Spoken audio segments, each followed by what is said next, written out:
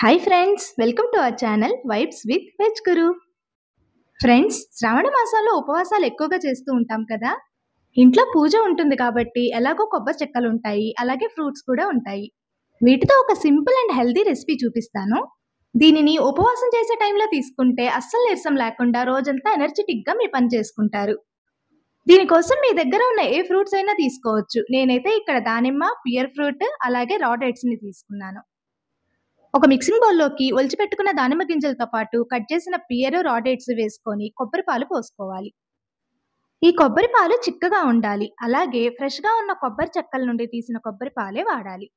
ఇప్పుడు అరగంట సేపు నానపెట్టి ఉడికించుకున్న సగ్గుబియ్యాన్ని నీళ్లను రానివ్వకుండా వడగట్టుకొని ఇందులోకి వేసుకొని కలుపుకోవాలి.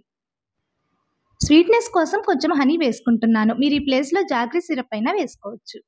ఇప్పుడు అంతా ఒకసారి బాగా మిక్స్ చేసుకుంటే మన coco sago fruit salad ready అయిపోతుంది.